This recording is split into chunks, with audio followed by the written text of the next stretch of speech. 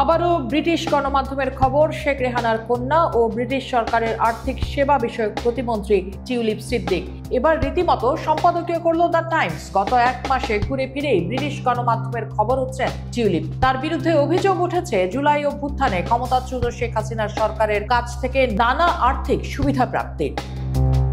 British সরকারও শুরু করেছে তদন্ত। সেই তদন্তের সূত্র ধরে ব্রিটিশ সংবাদ মাধ্যম দ্য টাইমস তদন্ত চলার মধ্যে সিটি মিনিস্টারের দায়িত্ব থেকে টিউলিপকে সরে দাঁড়ানো উচিত বলে মন্তব্য করেছে। এই ব্রিটিশ সংবাদপত্রটির সম্পাদকীয়তে লেখা হয়েছে, দুর্নীতির বিস্তর অভিযোগ ওঠার পর তিনি আর দায়িত্ব চালিয়ে যেতে পারেন না।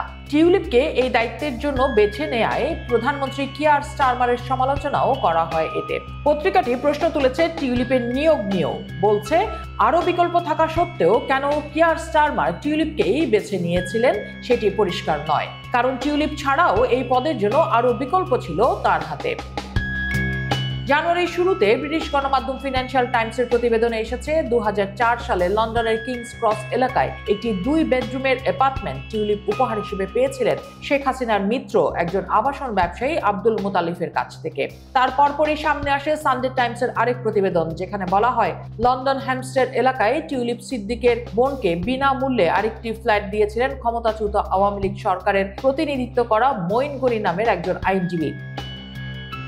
হ্যামস্টেডের ওই ফ্ল্যাটে একসময় বসবাস করেছিলেন টিউলিপ। ব্রিটিশ সংবাদ মাধ্যম টেলিগ্রামও বলেছে, বাংলাদেশে পারমাণবিক বিদ্যুৎ প্রকল্প থেকে $5.2 বিলিয়ন আত্মসাতে খালা হাসিনাকে সহায়তা করেছিলেন টিউলিপ। যদিও ব্রিটিশ প্রধানমন্ত্রীর উপদেষ্টা লাউরি ম্যাগনাসের কাছে এক চিঠিতে টিউলিপ গণমাধ্যমের খবরগুলোকে ভুল দাবি করে তার বিষয়ে স্বচ্ছ তদন্তের দাবি করেছেন। ব্রিটিশ গণমাধ্যমগুলোর দাবি, দেশের অর্থনীতির জন্য গুরুত্বপূর্ণ সময়টিতে এই অবস্থায় টিউলিপ সিদ্দিক তার দায়িত্ব আর চালিয়ে যেতে পারেন না, গণমাধ্যমের সামনেও তার আসা উচিত নয়।